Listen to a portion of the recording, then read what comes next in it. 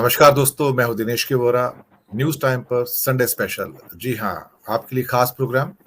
2024 के महाभारत का बिगुल बज गया है। नई संसद का उद्घाटन हो गया है। राहुल गांधी ने कहा है कि राज्य अभिषेक हो रहा है, यानी कि जब सेंगोल राजदंड, जब खास तौर से एक जगह से दूसरी जगह या एक राजा से दूसरे राजा को स्थानांतरित होता है, तो कुछ ऐसी ही परंपराएं या रिचुअल्स होते हैं जिनको निभाया जाता है। कहीं ना कहीं ऐसा लग रहा है कि जैसे भारत लोकतांत्रिक परंपराओं से हटकर एक राजकीय, जिसे या राजा की जो परंपराएं होती हैं जहां पर राज्याभिषेक होते हैं, उन परंपराओं की ओर जा रहा है।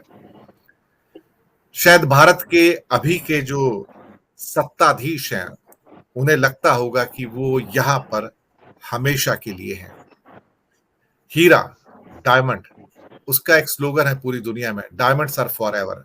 हीरा है हमेशा के लिए, हीरा है सदा के लिए। तो शायद सत्ताधीशों को लगता होगा कि वो यहाँ पर सदा के लिए हैं और राजदंड उनको इसीलिए मिला है। लेकिन मैं इसको एक चुनौती के रूप में देखता हूं। मैं इसको एक बिगुल के रूप में देखता हूं कि यहां से 2024 की जंग शुरू होती है। यहां से कुछ नई चुनौतियां ऐसी होंगी जहां पर 2026 का, जब संसद का डिलिमिटेशन होगा, जिस हिसाब से संसद बनाई गई है कि वहां पर लगभग 850 या 888 सदस्य होंगे, और वहां पर उत्तर प्रदेश जैसे राज्य की 80 सीटों की जगह वो 140 सीट पे आएंगे, और वहीं केरल 20 सीट की मुश्किल से 22 सीट पर पहुंचेगा। यही कहानी 2001 में दोहराई गई थी, लेकिन 2001 के अंदर भारत के विभाजन का खतरा पैदा हो गया था उस मीटिंग में, और तब अटल जी ने अपनी दूरदर्शिता का क्या कहते हैं कि बताते हुए ये कहा था कि इस बारे में आज से कोई बात नहीं करेगा, कोई भारत के विभाजन की बात नहीं करेगा, और मुद्दे को 25 साल के लिए ठंडे बस्ते में डाल दिया गया था। इस मीटिंग के मिनट्स अभी भी मौजूद हैं वहां पर, जो कि हुआ है उस टाइम। क्योंकि उस टाइम साउथ इंडियन स्टेट्स ने कहा था, अगर हम आप हमसे सब कुछ ही छीन लेना चाहते हैं तो फिर हम आपके साथ क्यों रहें। इस संसद में भी वो 888 सीटें करीब करीब बनाई गई हैं। लोकसभा की बात कर रहा हूं मैं।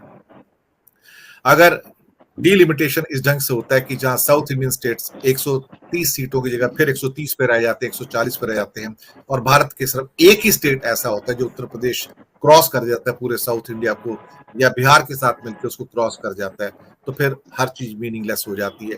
फिर भारत के अंदर ये कहना कि हमारे पास आबादी और हम राज करेंगे, तो वो नहीं होगा। फिर वो बात आती है कि जहां पर दक्षिण के राज्यों ने कहा था कि हमारी एफिशिएंसी, हमारी पॉपुलेशन कंट्रोल, हमारी समृद्धि की आप हमें सजा दे रहे हैं, और उनको आगे लेके आ रहे हैं जिन्होंने ना पॉपुलेशन को रोका, ना समृद्धि लाए, और बशर्ते कि वो दूसरे के ऊपर डिपेंड करते रहे। लेकिन हाँ, मैं इसको अब 2024 के बिगुल के रूप में देखता हूँ। संकेत यहीं से निकल कर आ रहे हैं। ये रण बहुत बड़ा होगा, ये छोटा नहीं होगा, और इसके लिए तैयारियां विपक्ष ने भी अपनी ओर से कर दी हैं, कमान खिंच चुकी हैं।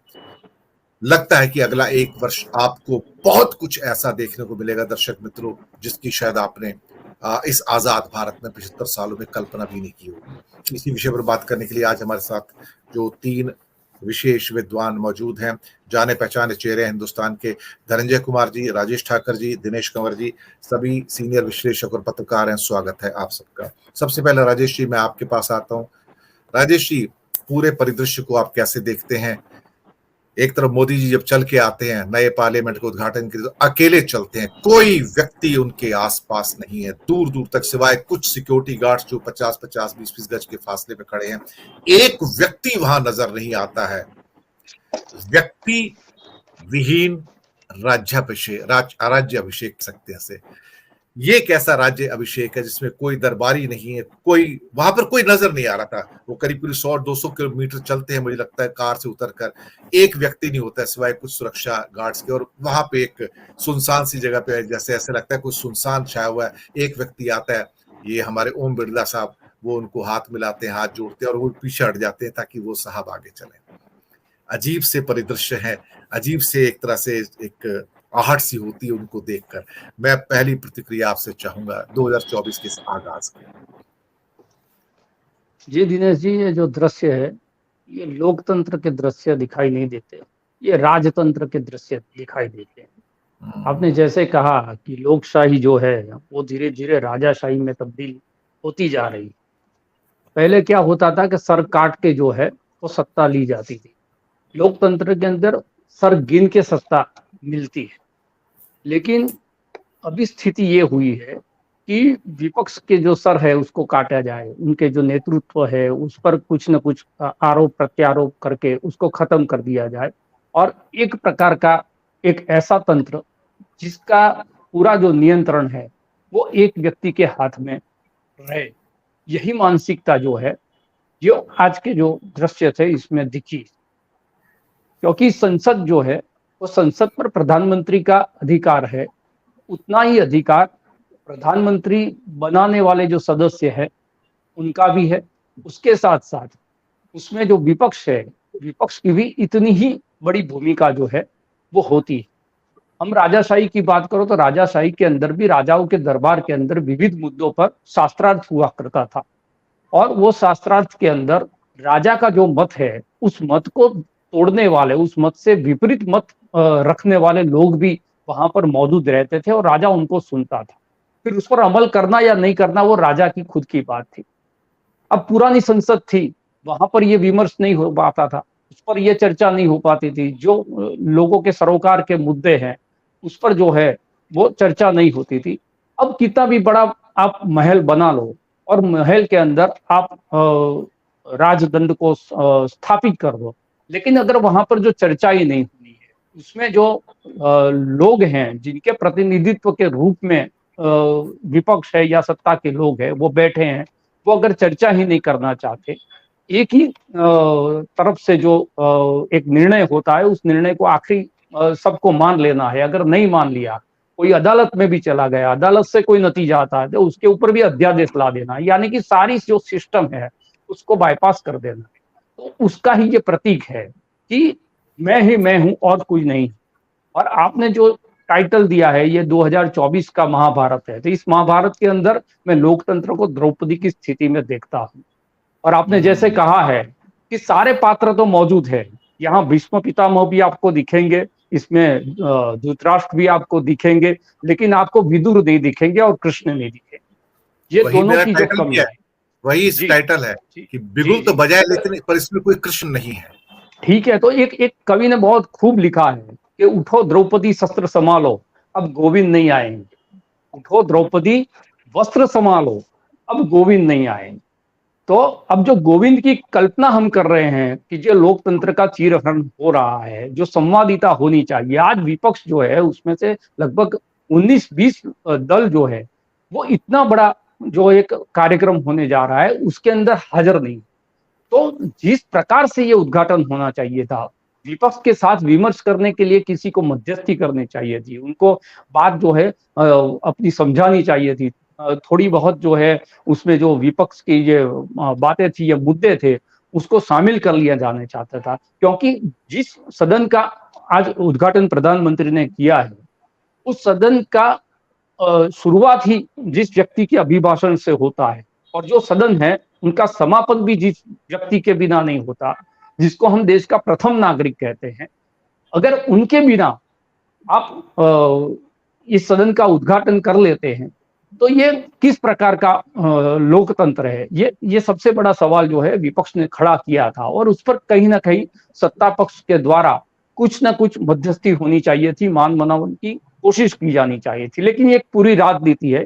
2014 के बाद एक नए भारत का निर्माण जो हो रहा है, जिसमें सारी जो चीजें हैं 2014 के पहले की जितनी भी निशानियां है उसको खत्म कर देनी है, और 2014 के बाद का जो भारत है वो भारत जैसे हमारा गुजरात मोदी का गुजरात कहलाता है, गांधी के गुजरात के बजाय, उसी तरह से ये भारत जो है वो मोदी का भारत कहलाए, इस प्रकार की एक एक्सरसाइज जो है वो शुरू हुई। और उसमें ये भी बात कही जा रही है कि अंग्रेजों की जो निशानी थी जहां वाइसरॉय बैठते थे उसमें इतना प्यार क्यों। तो अगर अंग्रेजों की निशानी ही मिटानी है तो लाल किले को भी आपको मिटा देना चाहिए, आपको राष्ट्रपति भवन को भी निकाल देना चाहिए। बहुत सारी ऐसी निशानी जिसको आपको खत्म कर देना चाहिए। लेकिन सबसे महत्वपूर्ण बात यह है कि इतने बड़े कार्यक्रम में, और लोकतंत्र का एक जिसको हम मंदिर बोलते हैं, इस मंदिर के अंदर जो लोग बैठने वाले हैं उसमें से ही बहुत सारे लोग जो है वो नाराज थे। उसके बावजूद भी जैसे कहा आपने कि सिर्फ प्रधानमंत्री नजर आते हैं, उसके अलावा कोई नजर नहीं आता। तो ये सेल्फ सेंटर पॉलिटिक्स जो है वो बिल्कुल भारतीय जनता पार्टी के ऊपर भी हावी हो रहा है और भारतीय जनता पार्टी के जरिए जो है देश पर भी हावी हो रहा है। लेकिन अब यहाँ से शुरुआत होती है जो जिसने आपने बोला है कि एक महाभारत की, ये बहुत बड़ा महाभारत जो है वो लड़ा जाने वाला है। इसके अंदर जो आपने बात की कि साउथ और उत्तर भारत की राजनीति, इसमें जो देश है वो बट रहा है, धर्म और जाति की राजनीति जिसमें जो है देश बट रहा है, आइडियोलॉजी के नाम पर जो है बहुमत की विचारधारा के खिलाफ अल्पमत की आइडियोलॉजी को खत्म करने की बात है, उस पर भी एक बहुत बड़ी जंग छिड़ रही है। इतिहास जो है देश का, वो इतिहास को किस तरह से बदला जा रहा है। मैं हमेशा कहता हूं कि जो लोग इतिहास बना नहीं सकते वो लोग इतिहास को बदलने की कोशिश करते हैं। तो यही जो कोशिश है, जिन जिन लोगों ने इस देश का निर्माण किया है या इस देश के इतिहास में अपना नाम दर्ज किया है, वो सारे लोगों को धीरे धीरे उसमें से खत्म करके 2014 के बाद ही भारत जो है वो अगली पीढ़ी को याद रहे, अगला जो भारत है वो याद नहीं रहे। इस प्रकार की एक ये कोशिश है, उस कोशिश के खिलाफ जितने भी लोग हैं, वो अल्पमत में हो, वो चुनाव जीतते हो नहीं जीतते हो, क्योंकि जीत और हार का जो पॉलिटिक्स है वो एक अलग प्रकार का पॉलिटिक्स है, लेकिन लोकतंत्र को बचाने की जो जंग है वो उससे बड़ी जंग है, मैं ये समझता हूँ। और ये जो महीने कुछ है अगले मई तक के, वो बहुत ही गंभीर विषय लेकर लोगों के पास जाने का एक समय है। और गोविंद की भूमिका में जो प्रजा है, जो जनता है, उसको ही कृष्ण की भूमिका में आपको रखना पड़ेगा। अगर ये विपक्ष नहीं कर पाता तो ये बहुत बड़ी जो जंग है वो हार जाएंगे। और आज जो स्थिति है, उस स्थिति से अगर एक बार और मैंडेट मिल गया मोदी जी को, तो ये बात निश्चित हो जाएगी कि ये जो कर रहे हैं वो जनता पसंद कर रही है। जैसे हमारे गुजरात में भी बोला जाता है कि जितनी भी समस्या है, वो समस्या के ऊपर भी जो है मुद्दों के ऊपर मोदी है और लोग उनको पसंद कर रहे हैं, तो जो सारी चीजें वो ठीक है। तो यही मैंडेट जो है भारतीय जनता पार्टी को अगर रिपीट मिल जाता है, तो इसका मतलब ये हुआ कि 2014 के बाद जितनी जितनी भी कोशिश भारतीय जनता पार्टी के द्वारा की जा रही है, उसको जो पब्लिक है वो एंडोर्स कर रही है। तो इसके लिए विपक्ष को जो है लोगों के बीच में जाकर ये जो हो रहा है, इस बात को कन्विंस करने की कोशिश करनी चाहिए। जो विपक्षी एकता का एक प्रयास हो रहा है, इसमें भी ये जो उद्घाटन है उसमें भी विपक्ष बटा है।